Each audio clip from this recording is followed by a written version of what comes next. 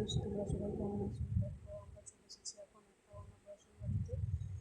অন্নপ্রাশন বাড়িতে প্রথমে ঢুকেই দেখি রান্না বান্না হচ্ছে, তাই একটু ভিডিও করে নিলাম। এখানে অনেক কিছু রান্না হচ্ছে, তার পুরোটা দেখাতে পারলাম না।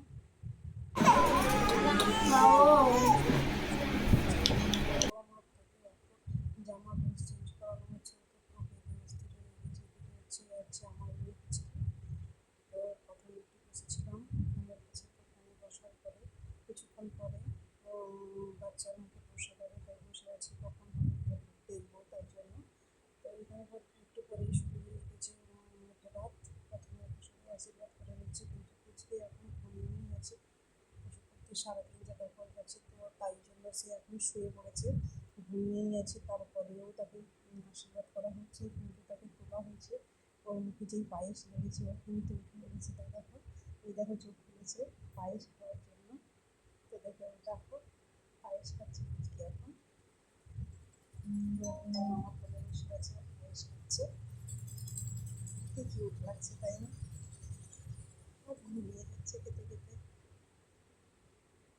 আর আজকে বাইরে এত গরম, তার উপরে এই বাচ্চার উপরে এত প্রেশার যাচ্ছে আজকে সারাদিন, তাই তো কান্নাকাটি করে করে অস্থিরই হয়ে যাচ্ছে।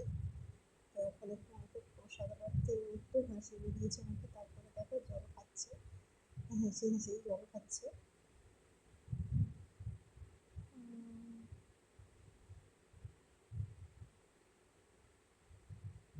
আর জল খাবে না, ও জল তেষ্টা মিটে গেছে।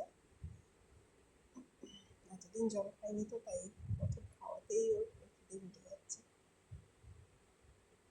তারপরে বাদ বাকি প্রসাদ ছিল, প্রসাদগুলো ওর মামা ওকে খাওয়াচ্ছে। তো আমরা এখন চলে এসেছি, খেতে বসেছি। তারপর এখন দিয়েছে স্যালাড, ভেজিটেবল চপ, কাসুন্দি, লেবু, পোলাও পড়ে গেছে। চিলি সয়া ছিল, আলু ভাজা ছিল,